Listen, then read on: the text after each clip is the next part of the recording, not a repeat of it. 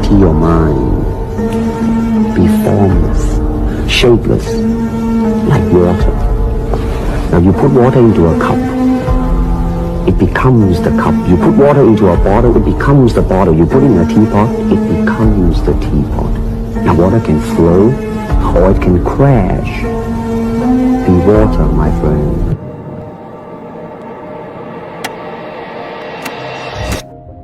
It's not just about giving a man a fish, it's about teaching a man to fish. And once the man knows how to fish, he has an unspoken aura. Something changes about him that makes that money much more valuable. It's detectable. And it's detectable. Being a rich dork who just found some money on a crypto pump is not a life worth living. You need to make that money, because as you make that money, you learn everything about negotiation, networking. You learn everything about stress and hard work and determination. And it is those things that is going to change your soul and forge you into a man which is respected by your peers and also respected by the females that you're trying to attract. And they're going to look at you in a way where they're going to know, I can actually trust this man. He didn't find this money. He didn't get this money lucky. He earned it. He's the kind of man who never fails and never loses. And that's why it's so important that you earn money. Even if I could give you all $1 million right now, I wouldn't do it. It wouldn't be good for you. It would be detrimental for you. Most of you are not ready for wealth. You have to go out there and earn it yourselves. Being average is not acceptable anymore. At all. It's not acceptable anymore. And it's not acceptable in the sexual marketplace, but it's also just not acceptable, I don't think, even in life anymore. Period. You have to diversify now so much to even protect yourself. The idea that you can just be a law-abiding citizen in a country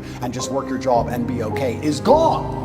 It's gone. If COVID doesn't prove that, I don't know what will. Yeah. Look at my situation. You have to diversify. You have to be smart enough that you have assets and friends and capability and lawyers and whatever all over the world now. That's the only way to protect yourself. You can't just sit within one jurisdiction and go, oh, well, but I don't speed, so it's going to be okay. I don't think it is. I think it's coming to a point where it's not going to be okay.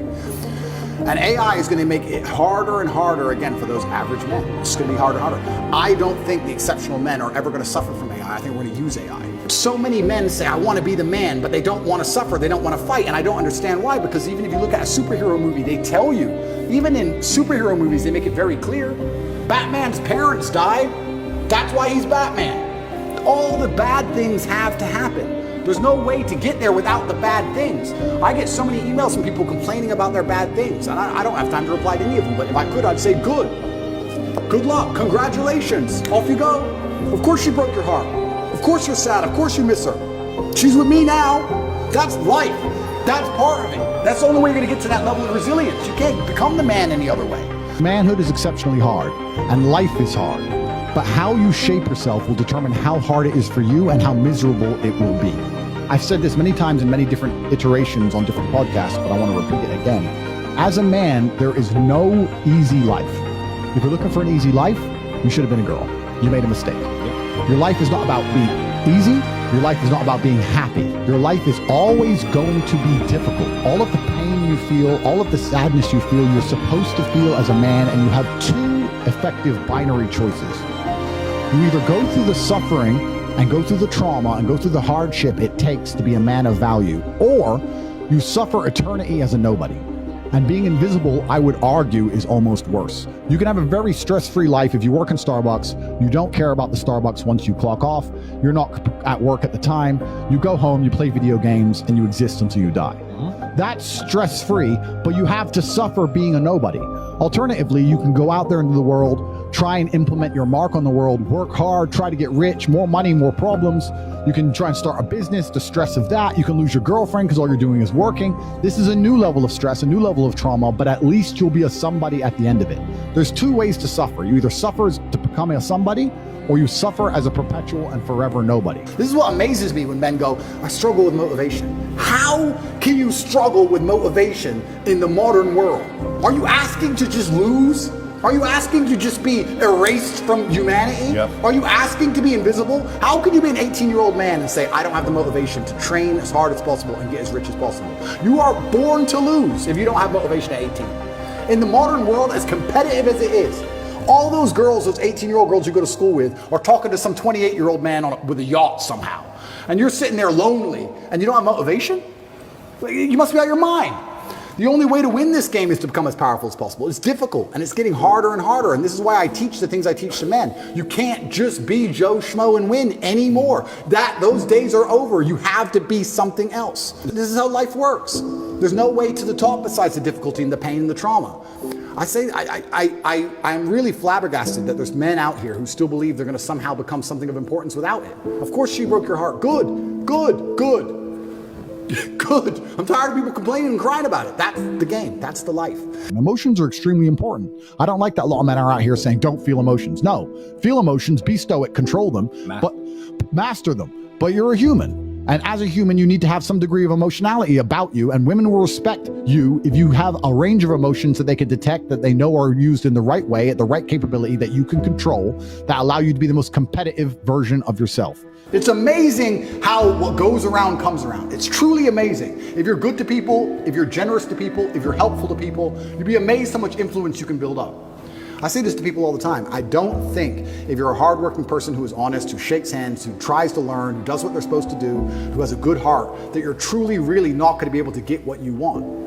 I think the universe is absolutely and utterly giving. When I see somebody who says they want something and they don't have it, I don't even think they truly even want it.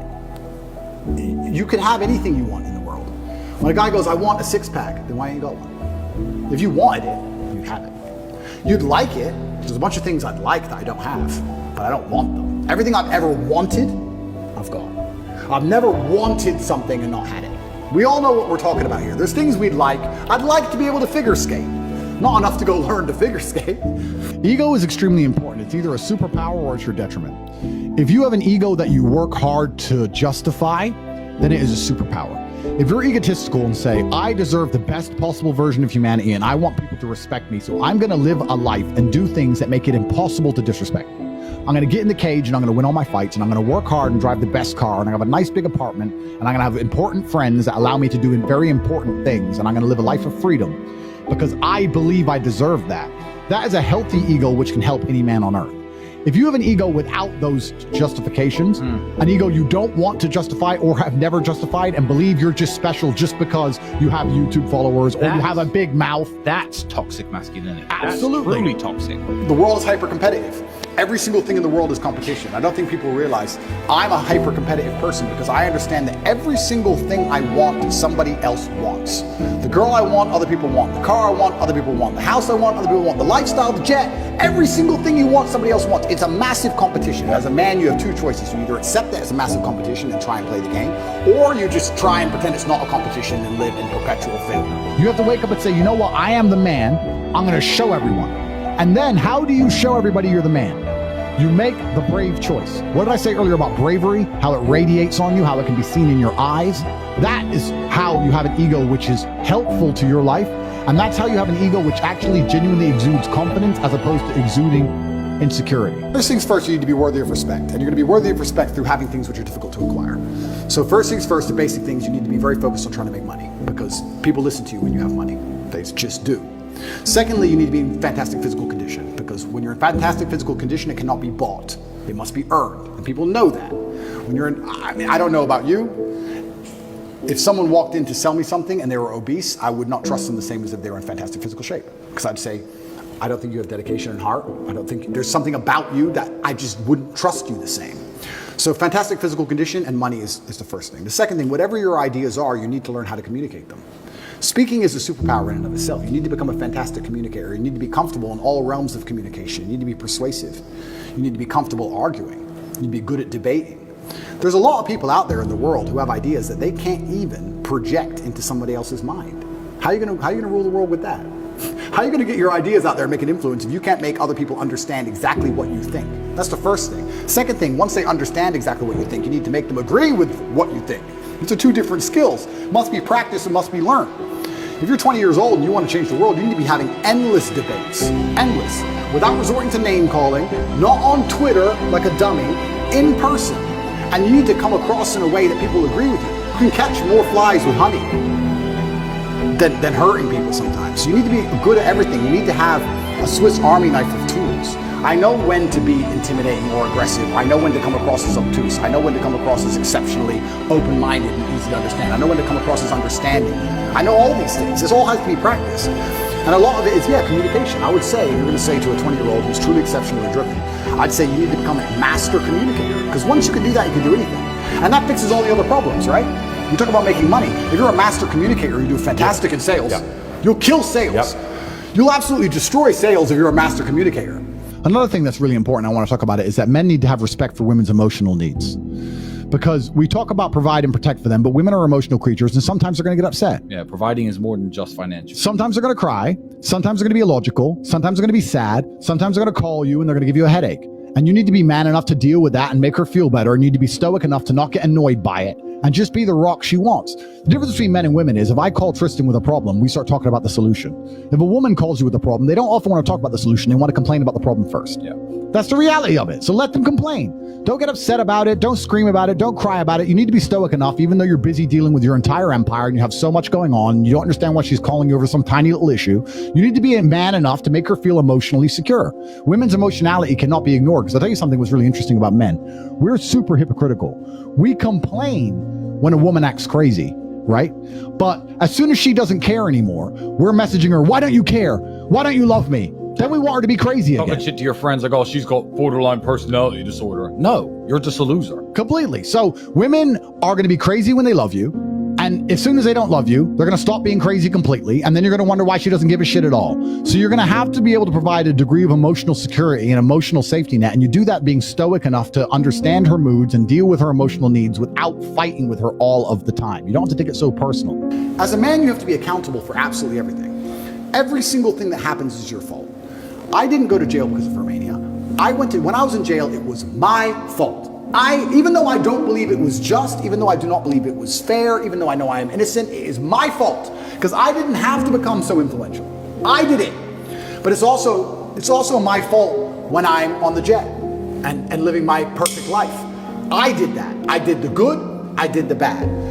You made her leave you. You did. Whether you like it or not, you are the reason she became so cold. You are the reason she doesn't listen anymore. You are the reason she's so arrogant all of a sudden. You are. You may not have identified why yet, but if you identify why, then you get into your next relationship healed and understanding what you did wrong and learn from it. That's what you have to do. But most of these men don't want the self-accountability. I love that. And they want to blame the women. You have to blame yourself. You must do what's right because it is your duty and for that alone. Not because you benefit from it, not because you gain from it, because it is your duty. Tristan and I do many things to our detriment, like talk on the internet. We don't need money. We don't need to help you. We don't need to save your life to our detriment, but we believe it's our duty to educate people because we understand we have a massive platform and a lot of young boys are looking up to us and there's a lot we can teach. And also your word is your duty. I have said I'm not going to quit. I have said I'm going to keep talking. If I say something, I do it. So your word immediately becomes your duty. Never break your word and never go back on what you said. If you want to be charismatic, like I said earlier, you need to have honor, doing what's right because it's your duty. You need to honor your word. You need to be reliable, dependable, and loyal, and never stab anybody in the back. You also need to work on being likable. And that doesn't mean being a bitch, doesn't mean being a cuck. It means doing the things we were saying earlier about exuding honor and bravery, etc. But being likable is a superpower. You need to work on yourself in all realms. Yes, your physical capability. Yes, your financial resource. Yes, your network. Yes, you need to have stories. You need to be charismatic, but you need to be likable as a person. There has to be losers for there to be winners. And I have no problem with there being losers on earth because I'm going to sit here and perpetually win. And if you are too lazy to go to the gym and become a man of genuine fortitude, when people look at my body, they know I'm a disciplined, motivated person. It's impossible to have a body like mine without being those things. If you want people to look at you and think you're lazy and stupid, because that's what they think of fat people, unfortunately, then you're going to have to sit there and just accept it and think, I don't care enough about people thinking I'm lazy to get up and do anything about it. Then stay fat. Women will think you're lazy. I'll think you're lazy. Everyone you interact with for the rest of your life will think you're lazy. And that's fine.